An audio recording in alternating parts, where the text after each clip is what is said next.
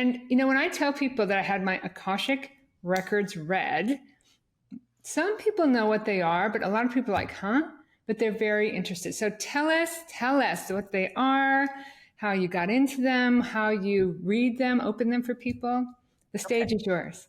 Thank you. Those are three different things. So let's just start with what are the Akashic Records?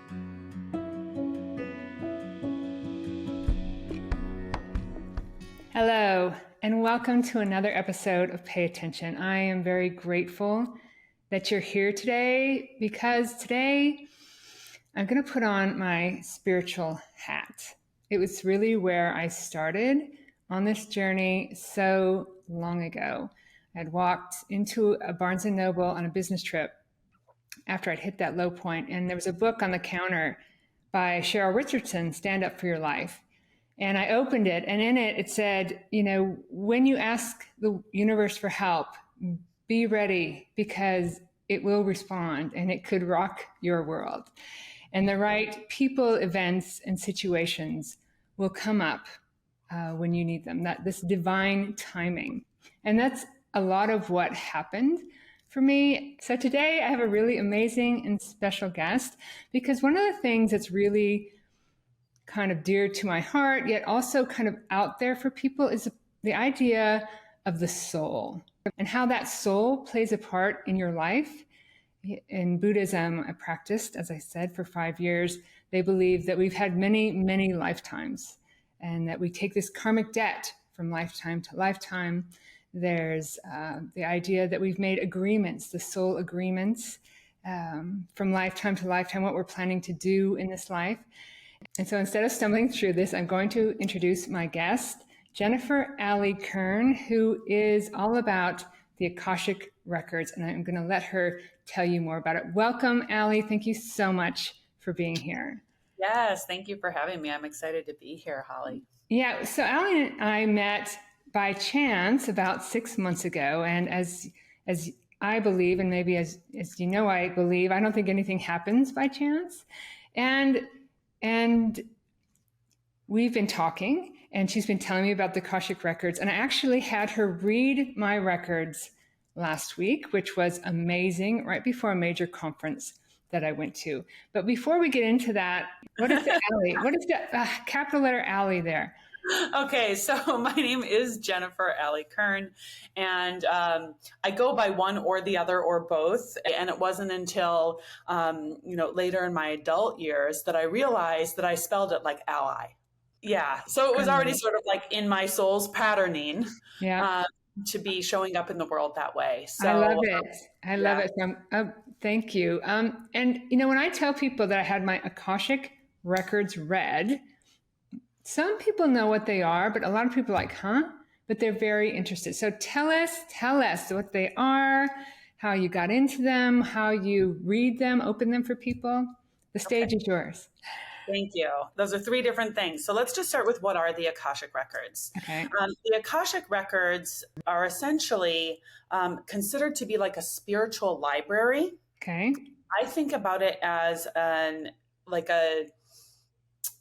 database for the soul, or the cloud for the soul. Mm-hmm. We can think about it as quantum consciousness, but basically it's a field of energy that carries all of the information about the soul's journey, past, present, and future. It contains all the information about every consciousness that exists. So when we think about the soul, you usually think about, your own personal soul. But what about the soul of a place, the soul of an event, the soul of a project? Wow, I never thought of it that way. So because these are the soul of a business, the soul of a podcast. Wow. Right? All of these things have their own consciousness. Uh-huh. And part of it blends with the consciousness of the human who's bringing through that expression in the material world. And some of them are things that have their own consciousness. Mother Gaia, the earth, has her own consciousness. Plant life, animal life, etc. So all of the information is held in the quantum field. Yes. Something that we call the Akashic record. Sometimes you'll hear the Akashic field. And the term Akash, I think, kind of throws people off because it sounds so, so archaic and so like, what is that intangible? But it's a Sanskrit term, and it translates to ether or sky. Nice. And I love that you talk about the quantum field, because that's what neuroscience is now starting to understand, that we are all these energy wavelets. And, there's a whole idea of non-duality, that we are all one, but I think there's a level that we come into before we come into this human experience that is that collection of information that the Akashic Records and the Akashic Record holders, right, have available to us through people like you. Mm-hmm. Well, let me say that there's but people like me are there to help you access more information that you already have access to. True. So even if you think about the conversation we had, Holly, you already knew so much of what was coming through. Right. Because what I think is really important for people to understand is that everyone has access to their own Akashic records. Yes. First and foremost, it's part of your birthright. Mm-hmm. Because how else is your beautiful human soul supposed to get guided through your human experience? Right? You need to have the templates of information and energy kind of like dripped into your experience. Mm-hmm. And it happens in different waves at different periods of your lifetime, et cetera. But basically it comes in, most simplistically put, through your intuition. And that's exactly right. And I did, as she suggested, and I said, we had an Akashic Records reading last week, which we're going to be actually airing part of that as a part 2 to this podcast episode. So very exciting. But you're absolutely right. I have found, since I started that journey, since I asked the universe, that when in the quiet and the stillness of my mind, that information comes through. Yeah, absolutely. And that's the thing, is most people need to get really still and really quiet, or you just have to be adept in learning how to read and understand your energy, how energy works in your life, how the outer world is reflecting things to you, mm-hmm. how your inner voice speaks to you. Mm-hmm. It's really a language to learn. And so when I'm working in the Akashic Records, it's something I've trained for years, how to cultivate that language, and then also been trained in how to help other people access information mm-hmm. from their records. And then there are different practices or different ways that I use the records to help people in different areas of their life, whether it's healing, trauma that they continue to carry, past life stuff, things that they've experienced in this lifetime that have felt like they separated them from pieces of their soul, mm-hmm. that kind of thing. I help people with Akashic Records activations. So that's a little bit more forward focused. Like if there's something that you're wanting to create in your life, we mm-hmm. want to activate that on your soul's path. Mm-hmm. And then I also work with people on something called spiritual strategy. And that's in particular helping creators or founders look at the records of a business, of a project. Mm-hmm. It could be some life path thing. So if somebody's wanting to look at sort of a spiritual strategy for building a family, making a baby, things like that, like there are some information there, but mostly that's used for things like businesses, organizations, creative endeavors, things like that. Yes. And the more you practice and more you understand your energy, the more you have access to that wisdom, that peace, that calm, that clarity that actually connects us all. But in the case of the reading, it's an opportunity to open up and have that more direct access and ask questions. So my question is, and this is, I don't know, the psychedelics and mushrooms, okay. Is that giving you the same kind of, I haven't done it myself, but the way people describe it, it sounds like that same kind of opening that comes through meditation and through silence. I don't know, is it the same kind of opening? It's in the genre of opening. Okay. But it's not necessarily accessing the Akashic field. Okay. And people open in different ways. There mm-hmm. are intuitive readers, there are mediums, there are psychics, there are animal communicators, there are Akashic Records practitioners. We're all tapping into energy in different ways. Okay. So when you're talking about something like psychedelics, like working with anything like psilocybin or MDMA or any of those medicinal ways, ayahuasca, any of those kinds of medicinal ways of accessing alternate consciousness.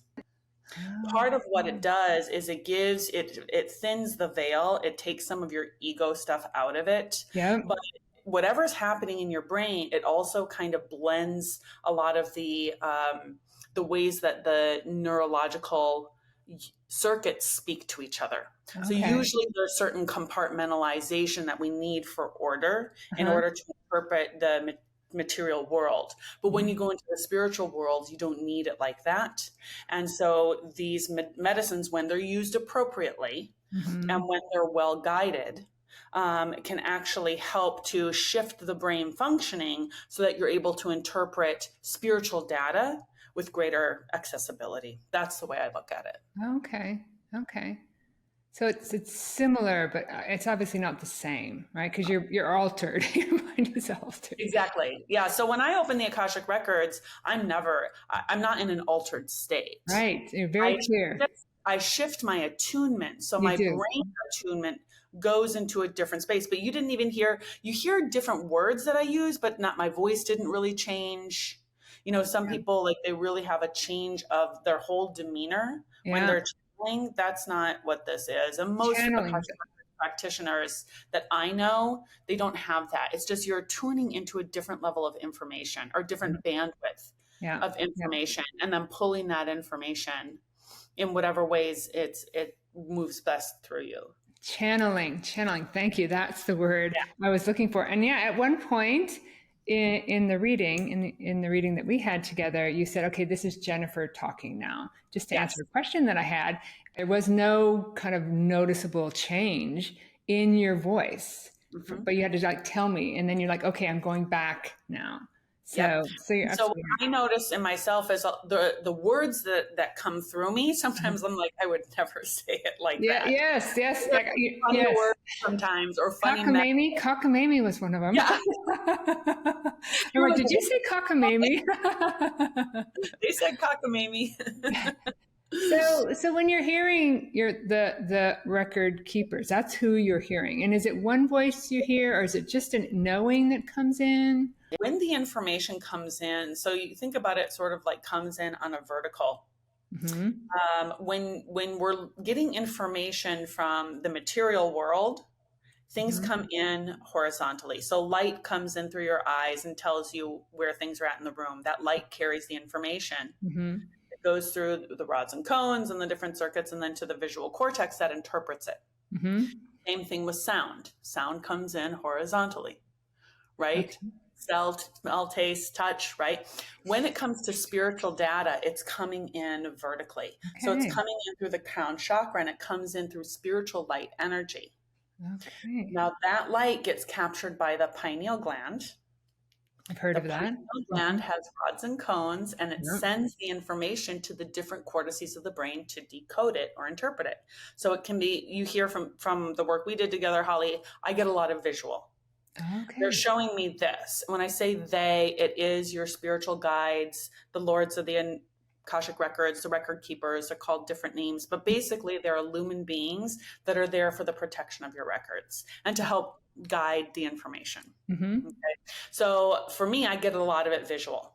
I get it kinesthetically, so through like the motor cortex, basically energy moves through my body. So if you could see me behind the scenes, it is a conference call, right? It's not just my fingers are doing something, or I'm gripping something, or sometimes I'm just like something's happening in the air out here. And so depending on how I'm getting the image, like I might see someone standing in front of me, and then like see what's happening in their energy field. And sometimes my hands are moving. So then I'm using my physical body and the way it's moving to help interpret the information. So my fingers doing this, I'm like, there's something in you that's very spun up. I'm just inventing that right now. But that would be an example, right? If I feel a lot of energy in my legs, it probably has something to do with them getting movement in their lives. Things like that. So I'm using the body as a vessel. And then also I happen to get claircognizance, which is just knowing. I'm not strong in clairaudience. So I don't hear it like auditorily. I hear it as a thought. Interesting. So we've gone through the different clairvoyance or clairvoyance. Clairsenses. Yeah. And if we had more time, we could go into that. Mm-hmm. But that brings up a question. So we did it on a conference call. Yes. Is it always on a conference call so that you feel free to move around and do, I don't know, or do you sometimes do them face to face? It's rare for me to do it face to face. It's not unheard of. Okay. But I prefer conference line for a few reasons. Mm-hmm. One is, it's certainly any digital stuff now you can record these days, but I like to have a digital recording that I can send to people so they can go back and listen. And part of that is so that they can actually relax into the experience at the time. Mm-hmm. So that's the other reason why I like to have it on conference line, because it's a time saver for anyone having to get somewhere. Right. And it lets people be in an environment that feels supportive of them, that they can relax, and any time they need around the session, they can do to prepare writing intentions or meditation or whatever they want. And afterwards, they can do what they need for integration. Mm-hmm. So sometimes people need to just knock out and go right to sleep. Sometimes they want to get up and move. Maybe they want to journal and take notes. They need a snack. Your energy will call for different things depending on the kind of work we're doing in the records. So I like to have that versatility for that. Mm-hmm. And then also I just like personally, as when I'm listening to and, channeling the records, my eyes are closed. Okay. So I don't want to have a visual distraction. Right. And I don't actually want to be sitting in front of a computer with the EMFs that come from the computer. Obviously I have my phone, but my phone I can set a little bit different distance away and just have the earbuds in. So there are a variety of reasons why I like to. Well, both of the first two you said were very true for me, having that recording, because, I've learned that listening to something over and over again is so valuable. And I have done so. And it was very, very valuable. Mm-hmm. And then having that, being able to relax in my home and I was laying on the couch. So yeah, it made perfect sense to me. You don't want that distraction. So a couple other things before we get to the second part where we're actually going to listen to this. Tell me the difference or listening between the Akashic Records reading, I've asked you this before, and a past life regression. So past life regression, typically the practitioner will put someone into like a trance state and take them back into their own memories. Mm-hmm. In Akashic Records, you would come and say, hey, I'm curious about a past life. I'll say, great, let's look at the information. So I'm just pulling the information. I'm not necessarily taking you into an experience of it or trying to harness it through your consciousness. Oh, okay. You're just pulling from. I'm just pulling the information. Yeah. Okay. And usually people will say, okay, that makes sense, or that resonates, or I kind of felt like that, and they're usually asking in the context of relationships, we're so and I together in a past life. What was that like? That kind of thing. Mm-hmm. Or they're asking about, why am I stuck in this pattern in this lifetime? Does it have to do with the past life? Those are the two main things that I hear from. Mm-hmm. And then we just look at the information, and then once we have that information, if there's energy work to do around it, then we can do that. So we can do untethering cords, and we can do revision of soul agreements, and we can do ancestral energy clearing and karmic pattern clearing and those kinds of things. But it's in your now experience. Yes. It's not through the consciousness that you carry from a previous life. And it was true for me. It was for my reading. I really wanted to know. I teach about being present, and my struggle, it was about getting in my head. I can tell from moment to moment if I'm in my head or if I'm in my heart. There's just a clear difference. And so that's that relationship that I wanted to know about. And I had, like you said, I because of the work I've done, I knew a lot of it going in, but there were definitely some, my world changed after that. And we're going to talk about that in the next podcast episode. But having those just few questions answered for some people, it might be pretty new, but having had that experience, it just flowed, and the divine timing of it was perfect. Tell us a little bit about being, that kind of channel for people, and how, I don't know, just give some clues and how that feels for you. I was never a believer in this kind of stuff. I was always curious about it, but people would say things about, horoscopes and things like that. And I was like, oh my God, that stuff isn't real. Numerology. Well, numerology, even like cycles of the moon. I was like, that's astrology, not real. And but I was interested in working with people. So I did my background in international business. Okay. And then I did a master's in psychology. And I started right away after that working in addictions at the Mayo Clinic. Wow. So this really strong. I did not know. Wow. Yeah. So I come from a very strong, like medical and I love that. empirical kind of background. And then I started to go down the path of doing my doctorate in psychology, and that just blew up in my face. I started taking classes, hated it, was completely crushed because I thought, what am I going to do to help people? And that's when I discovered coaching. And once I discovered coaching, that opened up another pathway for me. That was in 2009. And then within that community, there was an Akashic Records practitioner who a few of my colleague friends were seeing. They said, Jennifer, you should try it. So in 2013, I had my first Akashic Records session for me. Okay. I was going to this woman for 4 years. She helped me get through some very, very critical career shifts, shift from being married to getting unmarried, going through all the turmoil of that.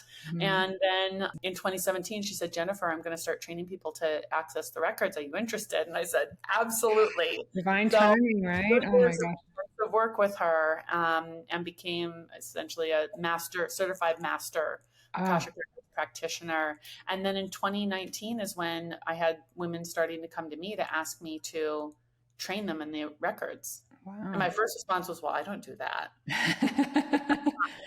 But then after I heard a few people within a very short period of time, within a week of each other. Yes, the message. Okay, I get what's happening here. I respond to the calls. So I put together a program and spent a few years training. So it's something that I've been involved with for a long time, but that's how that trajectory unfolded. And then your question about like, what is it like for me? Of course it's been a journey, because at the beginning I was like, I had great guidance. And even then I was like, I don't even know like what's really happening. I really had to learn my system and trust like all the information coming through. But what it feels like going into someone else's little world, like really a privilege. That's why I always have written permission. I had to sign permission. Yes. Yep. Because it's very sacred. And so going into your space, it's like I get to go into another little world and see what the energies are like and see what's happening in your dynamics and, work with undoing a lot of pains and work with activating a lot of, your soul's plans. And it's such an honor. Yeah. It is an honor. It's beautiful. It's beautiful. You've answered my last question. I guess the energy around what you said answered my last question, which was, what do you say? To be honest with you and to the listeners, when I started teaching, I stayed really in the cerebral part and stayed away from the spiritual because I didn't want to scare away anyone. I was trying to grow my following, blah, blah, blah. And I'm not doing that anymore. And so the question was, what do you say to people that are like, what, this is so whatever, this is so bullshit or whatever, non-believers. But I guess you were a non-believer at the beginning. And if it's your path to find your way to it, or it will find your way to you, right? Yeah. I would say I was curious at the beginning. Like I knew there was something. Okay. And I heard about the Akashic Records when I was in college, when I was like 18 years old was the first, and I was curious and I believed in spirituality. I was always interested in spirituality, but I didn't necessarily believe in things like, horoscopes and moon cycles really impacting us and things like that. So, but I still had to step into the curiosity. The first time I had an Akashic Records session, I was like, okay, I don't even know what this is. And I spoke to my coach at the time, right before that. And he said, hey, are you meeting with this lady? Everybody works with her. And I said, oh, okay. Well, do you have any advice? He said, don't test her. She's the real deal. And and get your information and get out. That's exactly what he said to me. Wow. And and so I was like, okay. So I went into this session and she knew things. She was pulling things and she was accurate. And I said, okay, there's something going on here. So, but if I meet somebody who is a skeptic, I have a family of skeptics. Yeah, me too. Yeah. And so I don't try to push anything. If somebody's curious, they can ask. I'm not shy about what I do. I say I work in the Akashic Records, and if they want to know more, I'm happy to share. And if they don't, I'm happy to not share. And I just really trust that the people who feel called to it, they'll appear and they'll make themselves known. And I'm not here to convince anyone of anything or talk anyone into it or even teach if the interest isn't there. So that's kind of how. Very good. I love that. And actually, there's so many pointers. All of these things, numerology, astrology, all of these things are pointers. And so one of the things in the book from Cheryl Richardson, watch for what shows up. When you want something, when you want to know your soul's purpose, when you want to know your purpose, watch for what shows up. And Jennifer showed up in my life. Here she is. And so before we conclude this podcast and go to the next episode where we're actually going to be giving you quite a bit of the session was about an hour and 10 minutes. So we're going to give you 25 minutes of that. Is there anything, how do the people find you? Anything you want to, leave them with? Yeah. So the best way is to contact me through my website. So it's just Jennifer ALLY, spelled like ally, JenniferALLY.com. And there's an Akashic Records page there. And on that page, there's a link to book a free introduction call with me. Okay. Yep. Anyone who's interested, go ahead and book a time. I'm always happy to, talk through your curiosities if it's something that you're interested in, but at least we get a chance to meet and then you can learn more. That page also has quite a bit more content describing the Akashic Records, the kind of things that we do there. And then usually if somebody signs up, I'll reach out. There's a YouTube video that describes the Akashic Records that I absolutely love. It's not mine. I didn't create it, but I best description of them. So I'll tend to like to share that. But the best way to get in touch with me is at JenniferAlly.com. And I'm sure you can put a link here.